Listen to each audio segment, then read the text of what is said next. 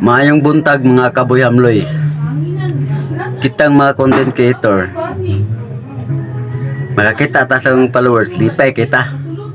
Niabot og 6K, 8K, 10K, pero baba ang dashboard. Namula ang dashboard. Gagmay kag mga viewers. Gagmay kag mga comment. Gagmay kag nagdaga like. Kay tungod wala ka nag-respect. Wala ka nag-respect, wala ka nag-comment, wala ka nag-like. Kaya gusto nimo ikaw lang ang gina-comment ag na-like, dili man na pwede. Dapat content creator ka, dapat nag-like po ka sa uban. Kaya para respectan po ka, gina-like po ka nila o gina-comment, sigurado daghan po kag mga views. Kaya tungod sa imong kakugihan nga mag-respect.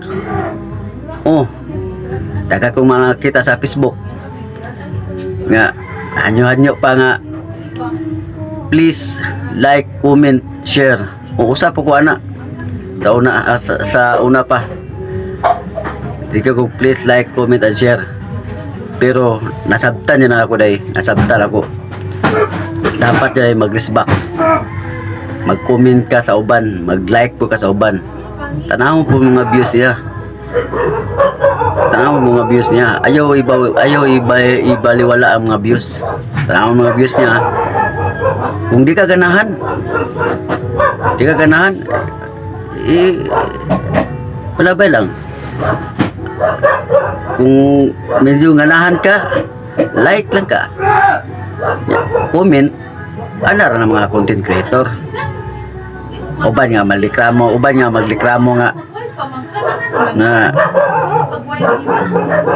kikigpos-pos nga gamay kay mga views, wala ka nag-comment, nagpula ilang dashboard. Ana na siya. Dapat magkugi jud ka respect sa mga ubad content creator. Gusto ka mo angat,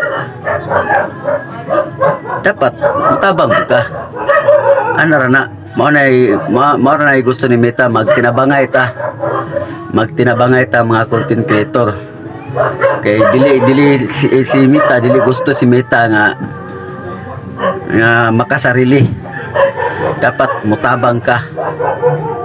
Oh, pagsubok na ni Meta si mo nga unsa jud ka katatag mga content creator ka. Dapat magtinabangay. Comment ka, like, ana ra. Ako gani, naga-comment ko, naga-like, nagauban nga wala naga-comment sa kuha. Ako naga-comment ko sila.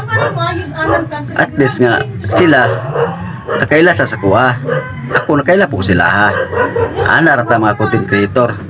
Diri ra ta nag-ila-ila sa Facebook kung unsa jud ka kakugihan nga content creator. Maura na mga kaboy hamloy. Ug daghang salamat, mayong buntag sa inyong tanan. Daghang salamat.